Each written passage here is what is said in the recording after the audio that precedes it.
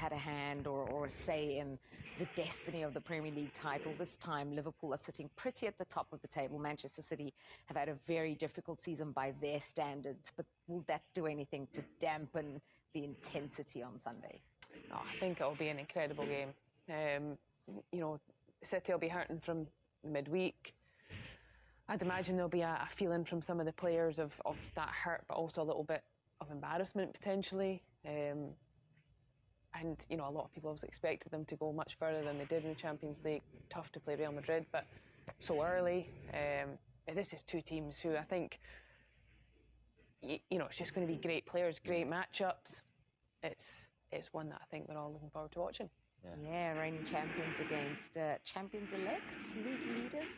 Well, let's hear from the two managers, starting with Pep Guardiola, who was asked about leaving Kevin De Bruyne on the bench for the midweek defeat at Real Madrid.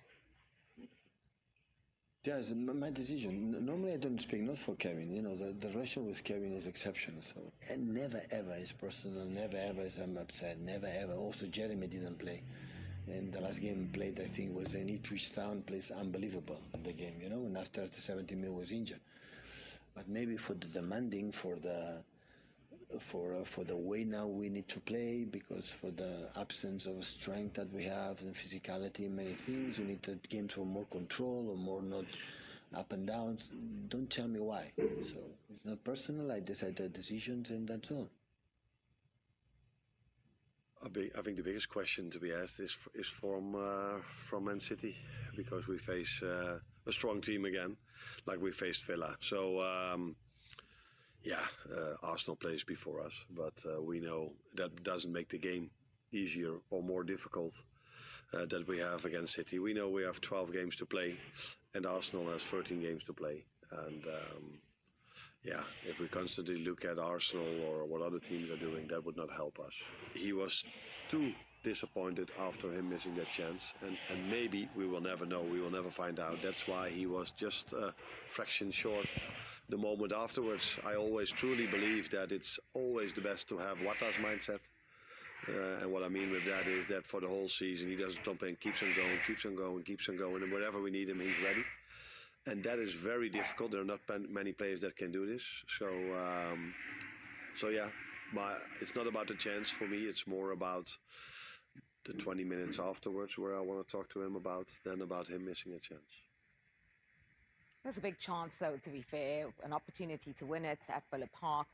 Darwin Núñez with literally his first touch of the game, and he had that opportunity set up by Szoboszlai. Yeah, I was at the game, and there was... to be honest, nobody could believe it, really, because as the ball gets squared, you know, really selfish from Szoboszlai, you just expect him to side foot it in, and I don't quite know how he's managed to quite miss the target from there. Yeah. I wish we had shown Jermaine's facial reaction there. You're horrified, man. Yeah, sleepless nights. I wouldn't sleep. You just assume it's a goal. Yeah, because obviously it's so important, and key moments in games, you want your forward players to step up, and when you're at the top of the league, you're going to feel like probably embarrassed, to be honest, because it's an open goal.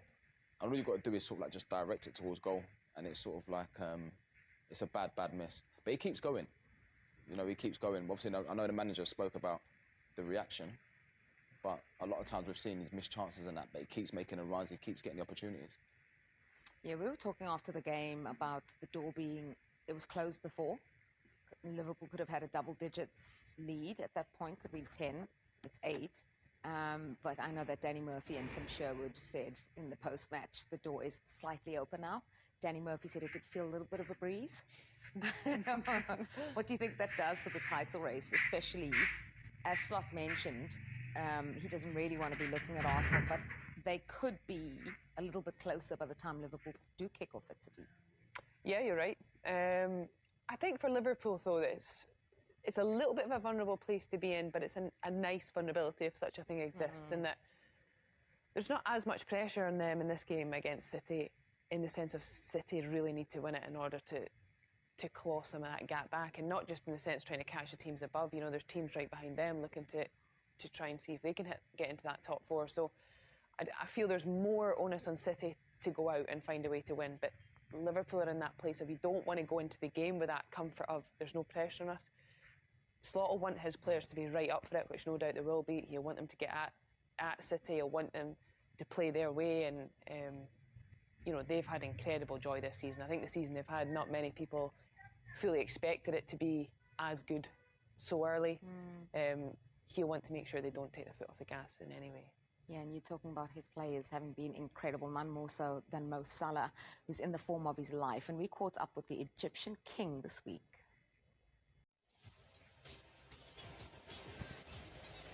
And Salah!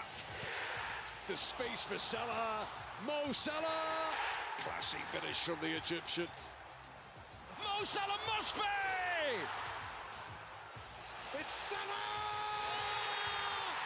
Mohamed Salah. Again and again and again. The incomparable and probably irreplaceable Mohamed Salah. I didn't expect it to be that easy, that quick. Sorry, not easy. But it's also the manager now didn't change that much to us. Like he liked to do counter pressing, still play counter attack, but he liked to control the ball more and keep the ball with us. So it's slightly different, but I don't see that big difference. He's direct to the point, tough, honest. That's good, to be fair. It's make our life easy. So when he wants to tell you something, he makes sure that he tells you in your face. Sometimes it's hard. I said that before, but because as a player, you need also to understand that our emotions is going up and down, up and down. So as a manager, to tell us straight in the face is sometimes hard. But yeah, it's part of his job. And to be fair, he's doing it very good.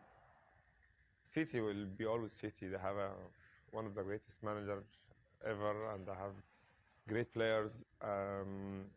They play for top level for many years. They won everything in the club, so they always gonna be strong side, and they always can win the game anytime. So I see the game is gonna be very tough. They have advantage that they play home, and they have experienced player also. So we just need to stay calm and give it a try. Now that game on Sunday may be your last game against Manchester City. Is it a little bit more special for you because of that? To be fair, I don't know. I just feel like that my whole focus now is to win the Premier League. I just feel like, okay, I want to win the Premier League. It doesn't matter last game or not last game, so we'll see.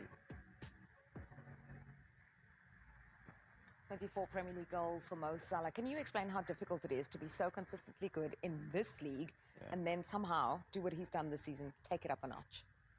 It's amazing. I mean, I can sit here for hours talking about Mo Salah. I've always loved watching him. Just everything about him, you know, on and off the pitch, so professional, family man, just relentless. Like he wants to break all the records. He's getting older, but it seems to be getting stronger, quicker. You know, so good in front of goal. But the numbers are just, I mean, the numbers speak for itself. You know, you see some of his goals, a lot of goals. It makes it look so easy. He scores all sorts of goals. And there's even times where, I can't remember what game it was, where like he's not in the game, and then he will just get one chance, and the concentration levels to finish it off, you know, it just deserves so much credit. Rachel? He's got such an eye for goal, and on top of that, his physical attributes just make him so incredibly dangerous. I mean, some of the goals he scored here, that the angles he chooses to shoot from, you're thinking, why have he shot from there? And he finds back the net. But this is the one I was talking about. It was quiet throughout the whole game, and it's a tap-in, but when you watch the goal back, it's the first touch. Like, if you're any young player and you're not in a game, sometimes it's so difficult to have those sort of concentration levels, the touch and the no backlift and just the finish to win the game. It's amazing.